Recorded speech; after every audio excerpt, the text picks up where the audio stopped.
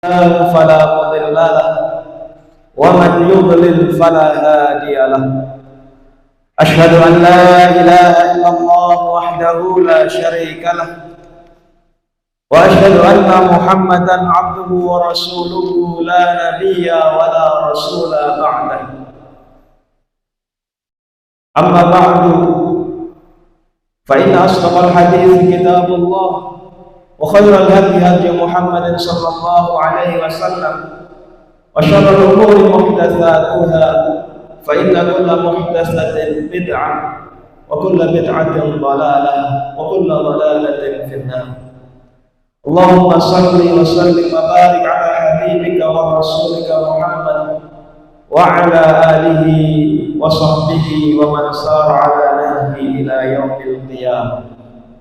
يا أيها الذين آمنوا اتقوا الله حق تقاته ولا تموتن إلا وأنتم مسلمون. معاشر المسلمين وزمرة المؤمنين rahimani wa rahimakumullah. Marilah di kesempatan yang khidmat ini, di hari yang agung ini, kita senantiasa meningkatkan ketakwaan kita kepada Allah Subhanahu wa taala dengan senantiasa menjalankan perintah-perintah Allah Subhanahu wa taala, juga berusaha sekuat mungkin menjauhi larangan yang telah ditetapkan oleh Allah Subhanahu wa taala, sehingga kita bisa menjadi golongan orang-orang yang bertakwa, menjadi golongan orang-orang yang mendapatkan keberuntungan di akhirat kelak. Ma'asyiral muslimin wa zumratal mu'minin rahimani wa rahimakumullah. Di dalam hadis yang diriwayatkan oleh Imam Al-Bukhari, An-Nasa'i dan Imam Ahmad dari jalur sahabat Abu Sa'id Al-Khudri, dari Nabi sallallahu alaihi wasallam, beliau bersabda, "Ma ba'atsallahu min nabiyyin wa lastakhlafa min khalifatin illa kanat lahu bitanatun ta'muru bil ma'rufi wa tahudduhu 'alaihi wa bitanatun ta'muruhu bisyarri wa tahudduhu 'alaihi fal ma'sumu man 'asamallahu ta'ala." Yang artinya, Allah tidaklah mengutus seorang nabi atau mengangkat seorang khalifah, melainkan ada dua orang kepercayaan pribadi. Yang pertama adalah orang yang menganjurkan kebaikan, dan yang kedua adalah orang yang menganjurkan kejahatan. Sedangkan orang yang selamat adalah orang yang dipelihara oleh Allah Subhanahu wa ta'ala. Ma'asyiral muslimin wa zumratal mu'minin rahimani wa rahimakumullah. Hadis ini menjelaskan kepada kita bahwasanya setiap orang, meskipun di hadis ini yang disebut hanya para nabi dan para khalifah, tetapi setiap orang itu pasti memiliki dua orang kerabat dekat atau dua orang pembisik, dua orang kepercayaan atau dua jenis kepercayaan. Yang pertama adalah orang-orang yang selalu membisikkan keburukan, dan yang kedua adalah orang-orang yang selalu membisikkan kebaikan. Di dalam ayat Al-Quran atau dalam Al-Quran, Allah Subhanahu wa ta'ala juga menyebutkan bahwasannya kita diperintahkan agar jangan sampai kita menjadikan orang-orang kepercayaan yang menyerukan kepada kita atau menyerukan kepada keburukan. Allah berfirman, "Ya ayyuhalladzina amanu la tattakhidhu bitanatan min dunikum la ya'lunakum khabala." Wahai orang-orang yang beriman, janganlah kamu mengambil menjadi teman orang-orang yang di luar kalanganmu. Ya'lunakum khabala, la ya'lunakum khabala. Mereka menyukai atau mereka adalah tidak henti-hentinya menimbulkan kemadaratan bagimu. Waddu ma'anittum, orang-orang tersebut adalah orang-orang yang suka melihat kamu sengsara. Qad badadil baghdha'u min afwahihim wa ma tukhfi sudurhum akbar. Dari orang-orang tersebut sungguh nyata kebencian dari mereka, dan apa yang disembunyikan di dada-dada mereka itu lebih besar. Qad bayyana lakumul ayati in kuntum ta'qilun. Sungguh kami telah menerangkan kepadamu ayat-ayat kami jika kamu memahaminya. Ma'asyiral muslimin wa zumratal mu'minina wa rahimani wa rahimakumullah. Jadi di bagian awal hadis tersebut Rasulullah SAW menyebutkan bahwasannya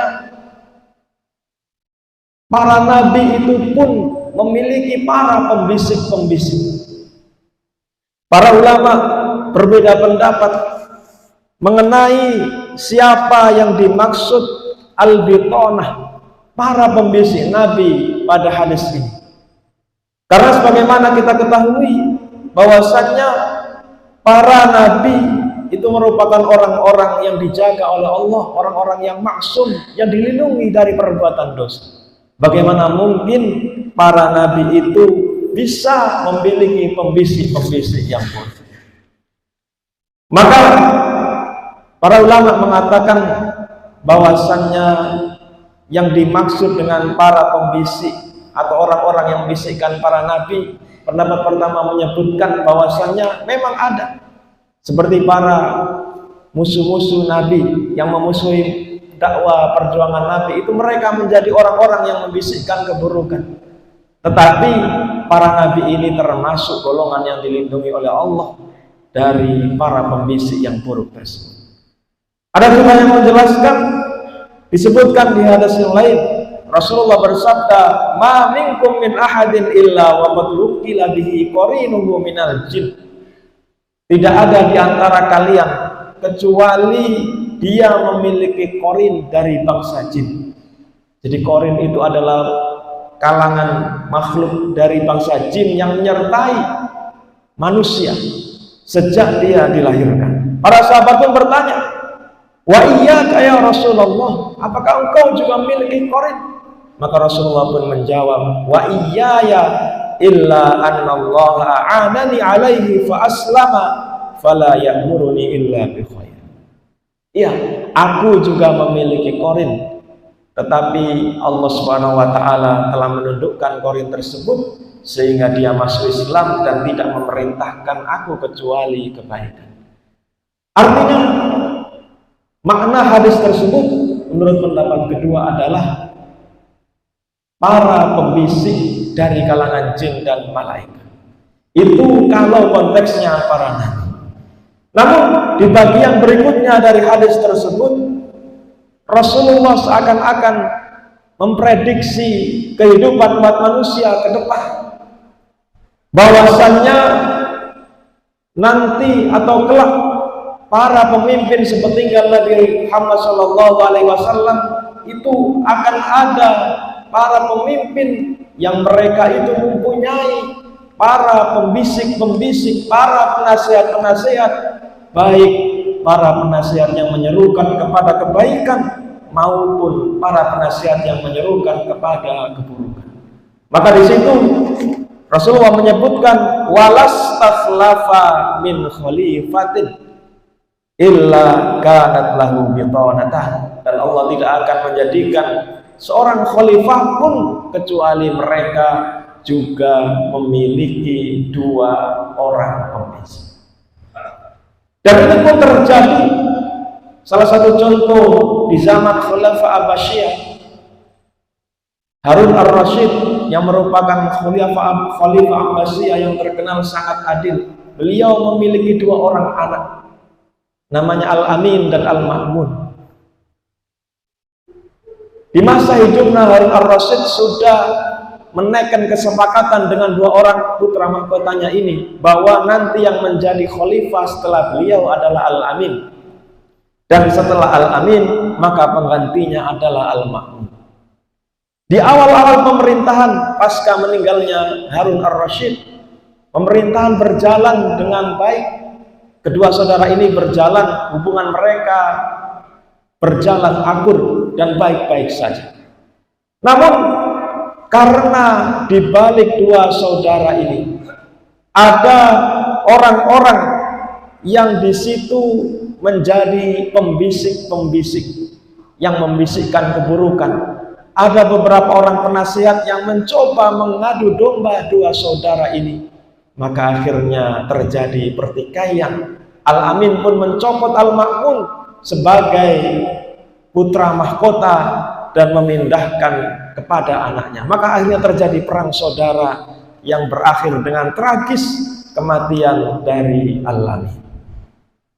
Maka ma'asyiral muslimin wa zumratal mu'minin rahimani wa rahimakumullah, peran dari para penasehat, peran dari para pembisik, terutama untuk para pemimpin itu sangat besar sekali menentukan baik dan buruknya kebijakan. Terlepas dari model pemerintahannya, apakah kerajaan, republik, atau model-model pemerintahan yang lain, peran para pembantu, peran para penasihat ini sangat besar sekali dalam menentukan kebijakan pemimpin tersebut. Maka ketika ada orang menjadi pemimpin, dia harus bisa memilih dan memilah para penasehatnya. Jangan sampai dia memilih para penasehat-penasehat yang memberikan nasihat kepada keburukan. Sebaliknya, bagi kita para masyarakat, ketika memilih seorang pemimpin, kita juga harus melihat siapa orang-orang yang ada di sekeliling mereka. Apakah orang-orang yang ada di sekeliling mereka itu adalah orang-orang yang baik, yang kelak akan membawa kebaikan bagi mereka, atau sebaliknya, apakah di antara mereka, di sekeliling mereka itu adalah orang-orang yang buruk, yang hanya memendam hawa nafsu, kekuasaan, sehingga nanti ketika mereka menjadi pemimpin, maka mereka pun tujuan utamanya hanya mengeruk keuntungan dan hanya mengeruk kekuasaan semata. Mudah-mudahan kita semua diberikan oleh Allah SWT kejernihan hati untuk bisa membedakan yang hak dan yang benar, untuk bisa membedakan kebenaran dan kebatilan, sehingga kita tidak salah dalam menentukan pemilihan atau dalam memilih orang-orang yang akan memimpin kita. Barakallahu li wa lakum fil Qur'anil 'azim wa nafa'ani bima fihi minal ayati wa dzikril hakim. Aqulu qawli hadza wa astaghfirullah li wa lakum wa lisa'iril muslimin min kulli dhanbin fastaghfiruhu innahu huwal ghafurur rahim.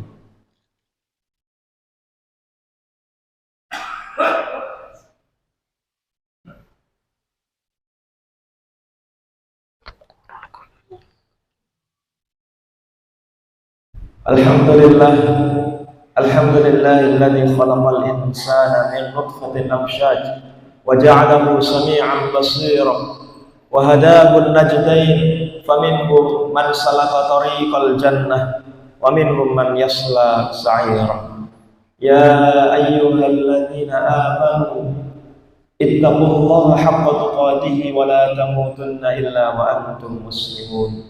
Ya ayyuhan nasu taqu rabbakum alladzi khalaqakum min nafsin wahidah wa khalaqa minha zawjaha wa batha minhuma rijalan katsiran wa nisaa'a wattaqullaha alladzi tasaaluna bihi wal arham innallaha kana 'alaikum raqiba. Ma'asyiral muslimin wa zumratal mu'minin rahimani wa rahimakumullah. Di akhir hadis Allah Subhanahu wa taala atau Rasulullah Shallallahu alaihi wasallam menyebutkan fal ma'sumu man 'asamallahu ta'ala. Orang yang selamat adalah atau orang yang terlindungi adalah orang-orang yang dilindungi oleh Allah Subhanahu wa taala.